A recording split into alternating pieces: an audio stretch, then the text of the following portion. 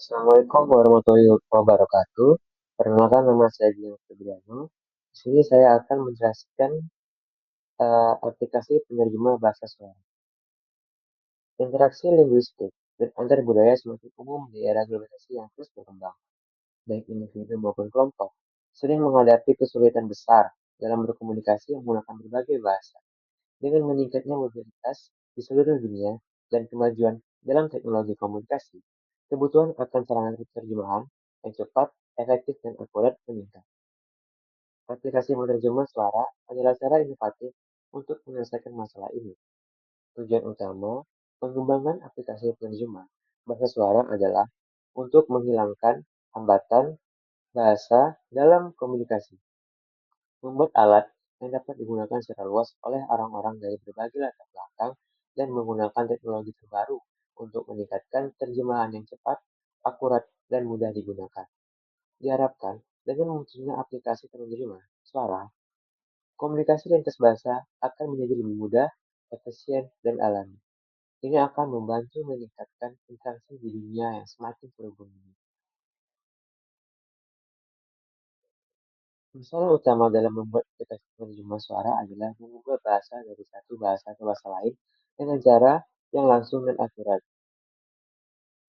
Masalah ini memiliki beberapa bagian.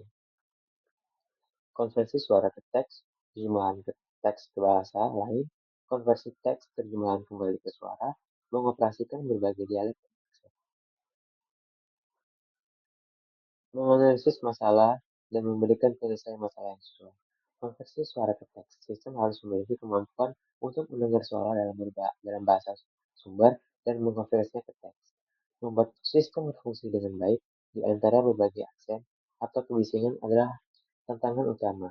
Solusi: gunakan teknologi suara otomatis seperti Google Speech to Text atau Microsoft Azure. Terjemahan teks. Setelah suara menghasilkan teks, langkah selanjutnya adalah menerjemahkan ke dalam bahasa yang diinginkan untuk memastikan bahwa terjemahan tetap benar dan kontekstual merupakan tantangan utama. Solusi: gunakan API layanan terjemahan seperti API Microsoft Translator atau Google Translate.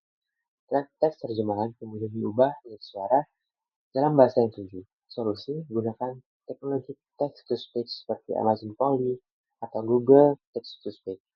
Mengendalikan dialek dan aksen agar lebih akurat, sistem harus dapat mengenali dan menangani berbagai dialek dan aksen.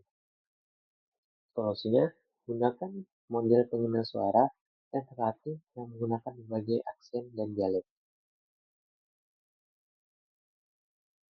Kita dapat membuat diagram aliran yang menunjukkan proses dari input suara ke output suara untuk memahami bagaimana masing-masing komponen bekerja dan di mana teknologinya. Memilih teknik penyelesaian masalah yang terbaik, menggunakan machine learning, integrasi API, penggunaan feed. Aplikasi penerima suara dapat dikembangkan dengan langkah-langkah ini untuk menyediakan terjemahan suara langsung yang akurat dan mudah digunakan. Menentukan metode pelacakan solusi yang digunakan dalam referensi untuk aplikasi yang dikembangkan.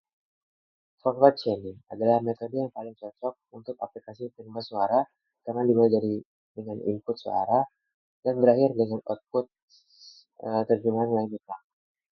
Langkah-langkah implementasi forward chaining: input suara, teknologi AS mengubah suara menjadi teks menggunakan aturan inferensi, terjemahan teks, sintesis suara, dan output suara.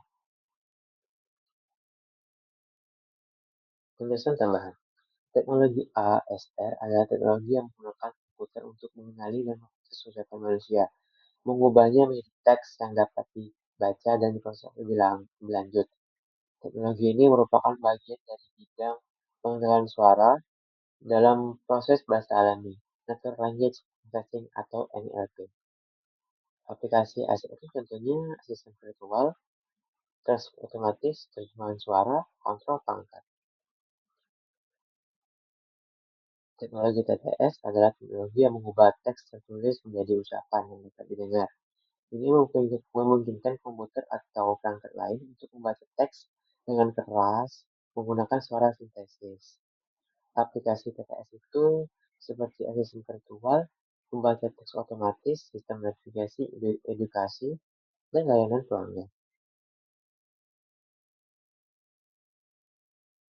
Metode representasi pengetahuan yang dipakai yaitu metode berbasis aturan, metode pembelajaran mesin, rekognisi suara atau speech recognition.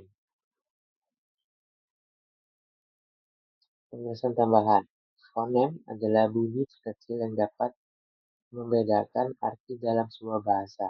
Dalam bahasa Indonesia, fonem bisa ditemukan dalam kata-kata, misalnya pembunyian i dalam bahasa Jahit dan Jahat. Mempengaruhi arti kata tersebut. Idiom adalah ungkapan dalam konstruksi bahasa yang terdiri dari satu atau beberapa kata dengan makna khas. Idiom tidak dapat dijelaskan secara logis atau berdasarkan uh, ini adalah aktivitas diagram aplikasi penyangga bahasa suara. Diagramnya itu ada